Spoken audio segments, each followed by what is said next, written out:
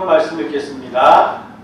오늘 우리에게 주시는 하나님의 말씀은 출애굽기 3장 10에서 14절까지 말씀입니다. 출애굽기 3장 10에서 14절까지 말씀 함께 읽도록 하겠습니다. 10절부터 읽습니다. 시작. 이제 내가 너를 바로에게 보내어 너에게 내 백성 이스라엘 자손을 애굽에서 인도하여 내게 하리라. 모세가 하나님께 아뢰되 내가 누구에 위해 바로에게 가며 이스라엘 자손을 애굽에서 인도하여 내리까? 하나님이 이르시되 내가 반드시 너와 함께 있으리라. 내가 그 백성을 애굽에서 인도하여 내게 너희가 이 산에서 하나님을 섬기리니 그것이 내가 너를 보낸 증거니라. 모세가 하나님께 아뢰되 내가 이스라엘 자손에게 가서 이르기를 너희의 조상의 하나님이 나를 너희에게 보내셨다면 그들이 내게 묻기를 그의 이름이 무엇이냐 하니 내가 무엇이라고 그에게 말하니까? 하나님이 모세에게 이르시되 나는 스스로 있는 자이라. 또 이르시되 너는 이스라엘 자손에게 이와 같이 이르기를 스스로 있는 자가 나를 너희에게 보내셨다 하라. 아멘. 저희 외국에 이렇게 미리 나와 있지 않습니까? 그죠? 외국에 나와 있다 보면 한국 사람들과 외국 사람들을 이렇게 비교해서 볼 때가 이렇게 많습니다. 한국 사람들의 장점이 많죠, 그죠? 일을 다 하시고 계시지만은 일대에서도 보면은 한국 사람들 참 일을 잘합니다. 그리고 뭐 정직하고 또 남을 좀 배려해 줄 줄 알고 이런 사람들이 많이 있죠. 정말 그렇게 생각하는 건 아니겠죠. 아무튼 이렇게 여러 가지로 외국 분들과 함께 이렇게 비교를 할 수가 있어요. 그런 단점도 많습니다. 그죠? 많은 단점이 있겠지만 특히나 뭐 수업 시간에 보면은 외국 아이들이 또 질문을 굉장히 이렇게 많이 하죠. 그렇지만은 한국 아이들은 또 그렇지 않아요. 굉장히 질문을 해서 두려워하는 모습들을 봅니다. 저도 마찬가지겠지만 우리들이 예전 학창 시절에 그렇지 않습니까? 그죠? 수업 끝날 때쯤 돼서 선생님이 질문할 사람 하면 아무도 손들지 않죠. 그죠? 만약에 손을 들었다고 하면은 수업 끝나고 난 다음에 아이들의 눈총을 받기 때문일 것입니다. 그래서 그런지 외국 정상들이 한국에 와서 기자회견들을 하게 되면 한국 기자들은 이렇게 질문을 하지 않아요. 그래서 오바마 대통령이 예전에 우리 한국에 와서 외국 기자들한테만 계속 질문을 받으니까 지금부터는 한국 기자님들한테만 질문을 받겠습니다 했을 때 아무도 말 없이 침묵만 흘렀던 그런 모습들을 여러분들께서 떠올리실 겁니다. 저도 그렇지만 이 한국 사람들이 이렇게 질문에 공석한 것 같아요. 이런 성격은 우리들의 신앙생활에도 마찬가지인 것 같습니다. 하나님께서 하나님께 자신의 궁금증을 기도할 때 한번 물어보는 것도 참으로 우리 신앙생활 속에 중요한데 우리들의 기도에는 질문이 들어갈 공간이 없습니다. 여러 가지 기도할 것이 많아서 만약 여러분들이 하나님께 여러분들의 중요한 일들을 물어볼 때 여러분들 하나님의 응답이 늦어질 때가 있지 않습니까? 그렇죠? 그럴 때 여러분들 어떻게 하십니까? 그럴 때 여러분들 다른 것 하지 마시고 목사님 저를 찾아오시길 바랍니다. 물론 제가 그 질문에 답하지 못할 부분들도 굉장히 많겠지만은 그러나 그 질문에 대해서 함께 답을 찾기 위해서 노력하고 기도할 수는 있는 거 아니겠어요? 그죠? 그리고 또 우리 같이 또 개척교회 같은 경우에 좋은 점이 바로 무엇이겠습니까? 목사님을 이렇게 가까이서 잘 대할 수 있다는 거죠. 그렇기 때문에 항상 이 질문하는 그런 신앙들이 여러분들의 믿음을 더욱더 자라나게 할 것이라고 말씀드리고 싶습니다. 오늘은 이 지난주 말씀에 이어서 하나님을 만난 모세에게 하나님께서 사명을 주시고 그 사명을 모세가 어떻게 받아들였는지에 대해서 말씀을 나누겠습니다.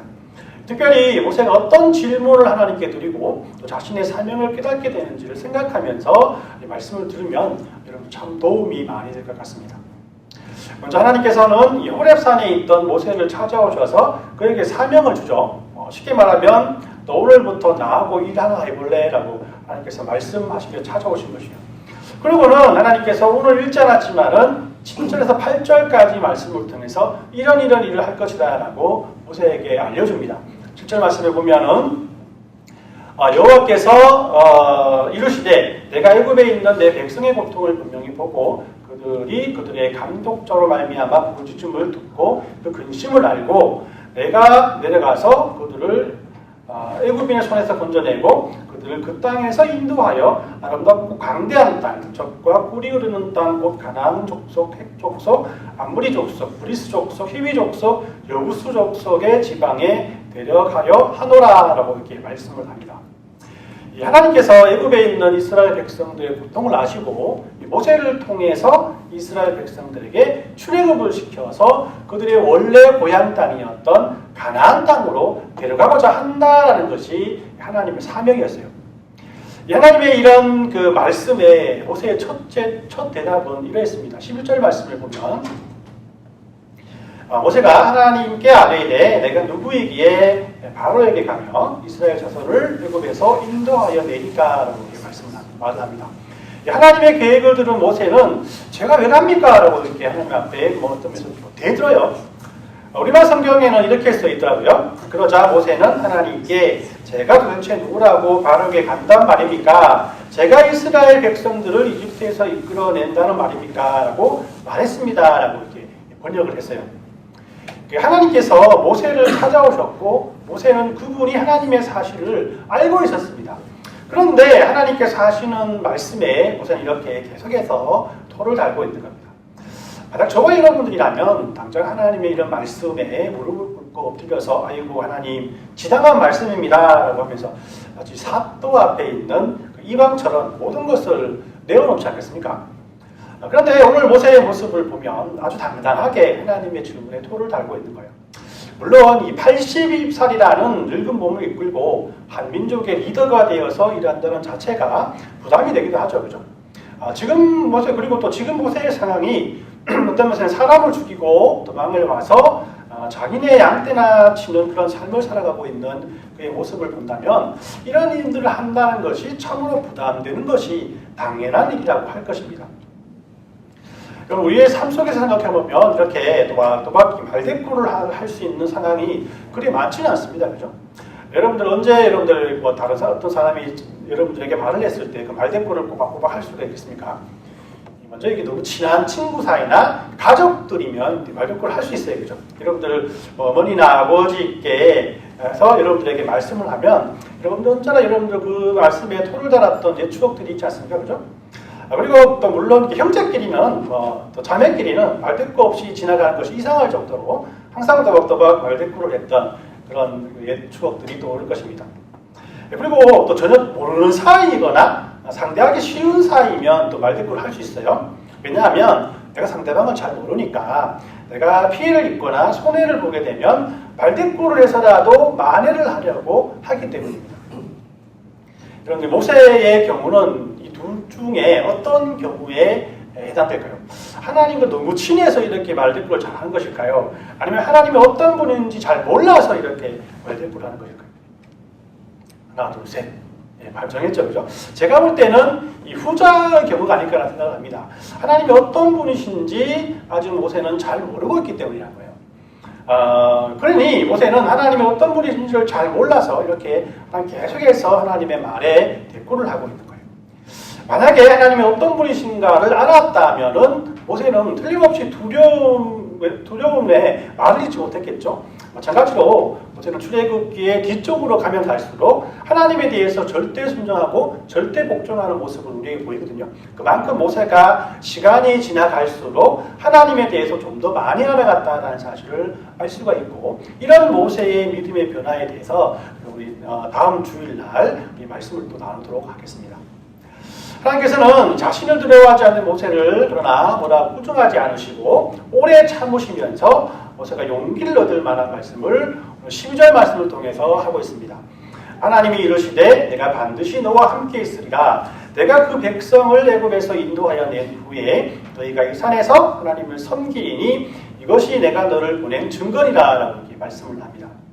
내가 너와 함께 하겠다. 그리고 너희들이 애굽에서 나와서 이 산에서 나를 섬길 때 내가 너를 보냈다라는 확정한 증거가 될 것이다 라고 이 말을 하고 있어요.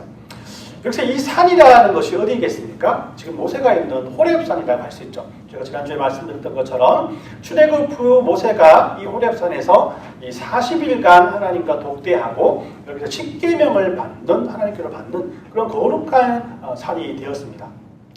그러나 이런 하나님의 위로에도 불구하고 모세는 마음을 바꾸지 않습니다. 모세는 또 다시 한번 하나님의 말에 대꾸를 합니다. 13절 말씀을 보면 모세가 하나님께 아뢰되 내가 이스라엘 자손에게 가서 이르기를 너희의 조상의 하나님이 나를 너희에게 보내셨다 하면 그들이 내게 묻기를 그의 이름이 무엇이냐 하리니 내가 무엇이라고 그들에게 말하리까? 라고 이렇게 물어봅니다. 제가 이게 간다 해도 이 애굽에 사는 이스라엘 자손들을 만날 때 하나님께서 나에게 해주신 이 말을 그 사람들에게 해주면 그 사람들 중에 누가 이 말을 믿겠습니까? 그리고 우리 조상들이 섬기던 하나님이 나를 보냈다라고 말을 한다고 해도 그 사람은 틀림없이 그 신이 어떤 신이냐, 그 신의 이름이 무엇이냐 이렇게 물어볼 것이 뻔한데 그렇게 물어볼 때 나는 당신을 무엇이라고 그 사람들에게 소개하겠습니까? 라고 이렇게 물어보는 거예요. 예, 여기서 모세가 하나님께 첫 질문을 하죠. 그죠? 모세는 지금 하나님의 이름을 묻고 있다는 거예요. 여러분, 성경에서 이름을 묻는다는 것은 어떤 의미라고 했습니까? 네가 어떤 사람이냐, 그 사람의 속성을 묻는 것이라고 우리가 배웠잖아요. 그죠? 모세가 지금 하나님의 이름을 묻는 것이 그래서 저는 새롭게 다가옵니다. 우리는 이 주인공과 주인공의 조력자가 당연히 서로 아는 사이일 줄 알고 영화를 보죠. 그죠? 그런데 한창 영화를 보다 보니까 이 두 사람이 모르는 사이야. 싸우다가 막, 근데 이름이 어떻게 되세요? 이렇게 물어봤다면 정말 어떤 면에서 생뚱맞은 그런 상황이 되지 않겠습니까? 그죠? 제가 어릴 적에 우리 주일학교, 아침에 주일학교를 가야 하는데 그 주일학교에 가야 하나 말아야 하나 고민하게 했던 만화 영화들이 두 편이 있습니다. 하나는 라슈터 부부고요. 하나는 만화에 나와 있는 것처럼 아이젠버그라는 만화 영화였습니다. 아이젠버그 만화 영화 좀 색다르게 다가오죠, 그죠? 아이젠버그 만화 영화에 누가 나오냐면 영희와 철이가 나오거든요. 영희, 철이 크로스 하면은 그 아이젠버그라는 로봇으로 이렇게 변화돼서 막 공룡도 막 죽이고 막 이런 영화예요. 그런데 저 영희철이 크로스 참 유명하잖아요. 그죠? 막 그 절정에 달았을 때 영희철이 크로스를 해서 그 큰 로봇가 되어서 막 무찌르는 거잖아요. 근데 영희철이 크로스를 하는데 크로스를 하면서 영희가 철이한테 근데 이름이 뭐였습니까? 라고 물어본다면 참으로 생뚱맞은 그 상황이 아니겠습니까? 그죠? 또 은하철도 999에서 철이가 메텔한테 혹시 이름이 뭐냐고 되물어본다면은 굉장히 좀 썰렁한 분위기가 될 것입니다. 이 모세가 하나님 앞에 이 하나님의 이름을 묻는 것도 이거 마찬가지라는 것이죠, 그죠? 옛날 만화 영화를 보면은 항상 이 보호받아야 할 청소년들이 이 세상을 구원하고, 그죠? 이 세상을 막 악당들을 무찌르고 이런 모습들을 봅니다. 참 신기하죠? 예, 다시 말씀으로 돌아가서 지금 하나님이 모세를 찾아가셨고 모세가 하나님을 인식하고 대화를 나누는 가운데 갑자기 모세가 하나님의 이름을 물어보는 이유, 이 물어보는 이유가 무엇일까? 이걸 한번 고민해 보았습니다.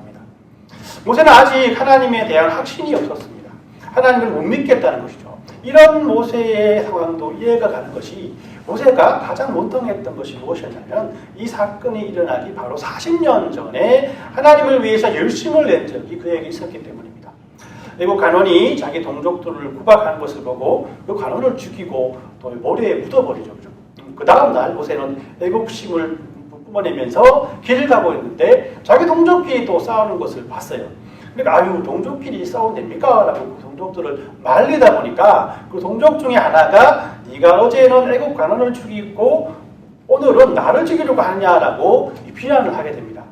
그래서 모세는 그 길로 모든 것이 들통났다 생각하고 도망간 곳이 바로 광야였던 것입니다. 그리고 그 광야에서 지금 40년 동안 숨어 삽니다. 그리고 가정을 꾸리고 자기네 양떼를 치고 있었던 거예요. 지금 모세는 자기의 신앙심을 지키기 위해서 도망했다기보다는 자기의 목숨을 위하여 도망갔다고 할 수 있는 겁니다. 모세의 이 원통함은 자기가 하나님을 위하여 일할 때에는 왜 가만히 계시다가 이제 나이 80세가 되어서야 나를 부르느냐라는 거예요. 모세가 하나님의 이름을 묻는 것은 이 같은 하나님에 대한 반발심 때문이었다라고 할 수가 있습니다. 하나님, 저는 하나님이라는 존재를 알다가도 모르겠습니다. 왜 이제 오셨습니까? 왜 이제야 나를 보내신다고 그런 겁니까? 그때 제가 힘을 내어서 하나님 편에 섰을 때 가만히 계셨지 않습니까? 이제 와서 지금 가라고 말씀하십니까? 제 얼굴을 보십시오. 주름지지 않는 곳이 없는 제 얼굴, 또 호두 껍질 같은 손을 보십시오. 이제 와서 뭘 하라는 겁니까? 그때 내가 열심을 해서 섬겼던 하나님, 그 하나님이 맞으십니까? 라는 의미로 그의 이름을 물어본다라는 것입니다. 모세의 이런 원통함은 곧 우리의 불만과 비슷한 모습을 보여줍니다. 우리들은 신앙생활을 하면서 하나님의 역사심의 시와 때에 대해서 불만이 가장 많습니다. 늦게 믿은 분들은 제가 어릴 때부터 하나님을 알게 되었으면 내가 많은 일을 했을 텐데요 라는 그런 후회를 가지시는 분이 많은데, 이런 후회는 좋은 불만에 속하죠. 그렇죠? 그렇지만 우리들의 불만은 대개 이런 겁니다. 내가 힘들고 어려울 때 하나님께서 무엇을 하셨나는 것이에요. 그때 하나님께서 함께 해주셨으면, 그곳에서 하나님께서 함께 해주셨으면 지금의 내가 아닐 텐데 라는 거예요. 하나님의 시와 때를 따라서 하나님께서 시와 때를 딱딱 맞춰줘야 일이 되는 것이지, 전능하신 하나님께서 이런 것 하나 딱딱 맞춰 진행하지 못하십니까? 이런 우리의 삶에 대한 후회 뒤에는 항상 이런 하나님에 대한 불만이 섞여져 있다는 것입니다. 모세의 불만에는 이처럼 그 많은 논리가 있습니다. 그렇죠? 그리고 이 논리는 우리들의 신앙생활에도 영향을 끼치게 돼요. 왜 하나님께서는 더 쉽고 더 편하고 더 좋은 방법을 놔두고 우여곡절 끝에서야 지금의 내가 서 있는 이곳으로 나를 인도하셨냐라는 겁니다. 모세와 어린이들의 이런 질문에 대한 하나님의 답이 무엇이었겠습니까? 모세가 하나님 앞에 그의 이름을 물으며 그 답을 요구했을 때 하나님께서는 모세에게 이렇게 대답을 해요. 14절 말씀을 보면 하나님이 모세에게 이르시되 나는 스스로 있는 자니라. 또 이르시되 너는 이스라엘 자손에게 이같이 이르기를 스스로 있는 자가 나를 너희에게 보내셨다 하라 라고 말씀해요. 여기서 우리가 주목해야 할 것은 하나님께서 모세에게 하신 그의 이름에 대한 의미입니다. 하나님은 자신을 나는 스스로 있는 자니라 라고 우리에게 소개하고 있어요. 영어로 보니까 I am who I am, 유명한 말이죠. I am who I am이라고 대답해 줍니다. 나는 스스로 있는 자리다. 이 뜻이 어떤 뜻이겠습니까? 영어로는 I am who I am 어떤 뜻이에요? 나는 나다. 이런 뜻이잖아요. 굳이 쉽게 설명한다면 이 다른 존재가 하나님을 설명할 수 없기 때문에 자신이 존재하는 자신을 설명할 수밖에 없는 존재다라는 것이에요. 굉장히 어렵습니까? 더 어렵게 제가 설명을 했는데요.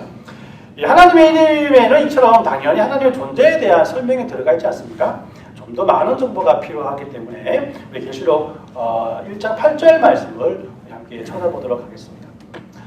주 하나님이 이르시되 나는 알파와 오메가라. 이제도 있고 전에도 있었고 장차 올 자요 전능한 자라 하시더라 이렇게 말씀을 합니다.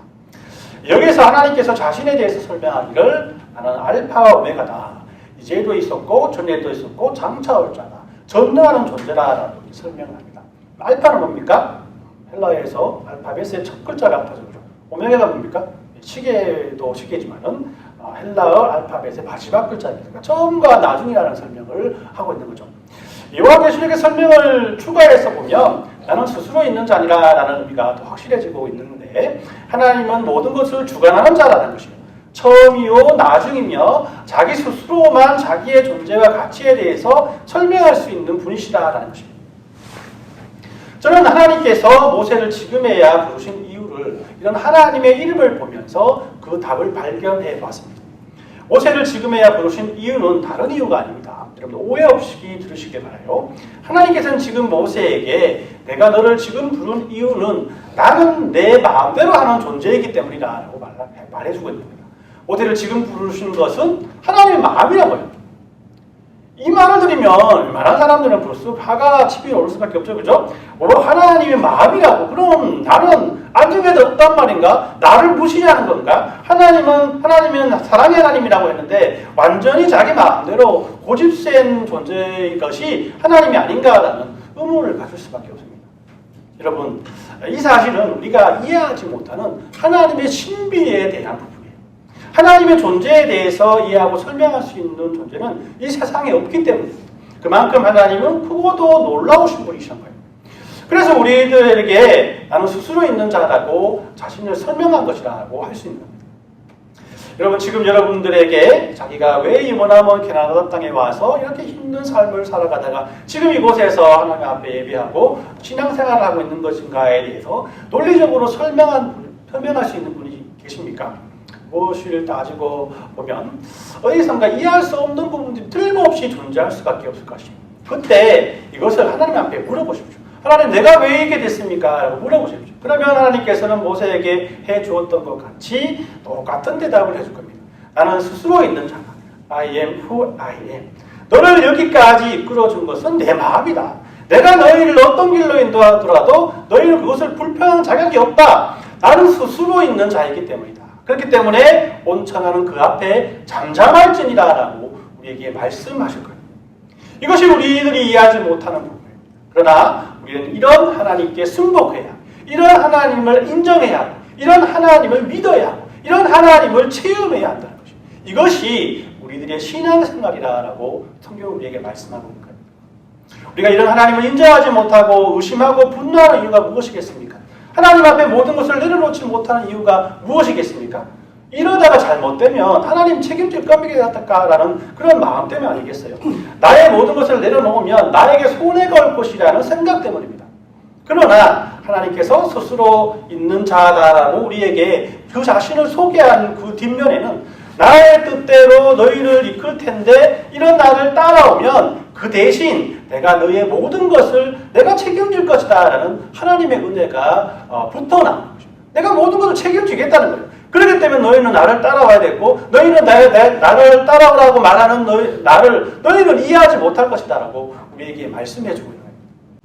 오늘 말씀을 정리해 봅니다. 하나님께서 모세를 호렙산에서 만나주시고 모세에게 출애굽의 사건의 리더가 될 것을 말씀했어요. 우리들의 예상과 달리 모세는 이 하나님의 말씀에 아멘하지 않습니다. 왜 나를 선택했냐고요? 왜 40년 전에 선택하지 않았냐고? 80이 되어서야 왜 지금 사용하느냐고 하나님 앞에 따집니다. 그리고 모세는 이런 이해하기 힘든 하나님의 이름을 묻습니다. 하나님, 당신은 도대체 어떤 분이십니까? 어떤 분이시기에 이렇게 이해가 되지 않는 방법을 사용하셔서 나를 이끌고 계십니까? 하나님 모세에게 나는 스스로 있는 자이라고 말씀해 주었어요. 알파와 오메가요, 처음이요 나중이요, 이전에도 계셨고 지금도 계시며 앞으로 다시 오실 전능하신 하나님이 바로 너와 함께 하겠다라고 말씀해 주었던 것입니다. 저는 하나님과 모세와 이 대화에서 이 모세의 의문점은 모세뿐만 아니라 이 400년 동안 침묵하셨던 하나님에 대한 이스라엘 백성 모두의 의문이요, 의심이었다고 합니다. 그러나 이런 이해되지 않는 하나님 앞에 그들이 스스로 복종하고 순종하고 순복하고 이런 하나님을 인정하고 이런 하나님을 믿어질 때 이스라엘 백성들은 출애굽이라는 하나님의 영광을 스스로 체험할 수가 있었다는 겁니다. 그렇기 때문에 우리들의 신앙은 이렇게 하나님의 이름을 묻는 데에서부터 시작되어야 합니다. 하나님은 어떤 분이신가? 하나님은 어떻게 우리들을 인도해 주시고 보호해 주시는가? 하나님께 여러분 여쭈어보아야 한다는 것입니다. 우리들의 기도와 우리들의 묵상 중에 지금도 살아계셔서 역사하시는 하나님께 계속 이런 궁금증을 하나님 앞에 물어보는 분들이 계십니까? 여러분들 그렇게 물어볼 때 하나님께서는 여러분들 이런 질문들을 무시하지 않으시고 분명히 여러분들에게 말씀해 주실 것입니다. 그렇기 때문에 이번 한 주간은 우리들의 기도 속에 하나님은 어떤 분이십니까? 하나님 만나 주십시오. 하나님 나의 이런 의문에 대한 답을 가르쳐 주십시오 하고 하나님에 대해서 여러분들의 진솔한 마음을 내려놓고 기도했으면 좋겠습니다. 하나님께서는 모든 모세의 이런 마음을 다 아시고 자신을 나타내어 주었던 것처럼 틀림없이 여러분들의 삶 속에서 여러분들의 사람을 통해서 때로는 어떤 사건을 통해서 또는 예배와 성도들의 교제를 통해서 틀림없이 여러분들을 만나 주실 것입니다. 이런 하나님의 축복이 여러분들의 가정과 여러분들의 삶과 우리 주안의 교회 모든 믿음의 성도님들의 머리 위에 넘쳐나길 예수님의 이름으로 축원합니다. 아멘.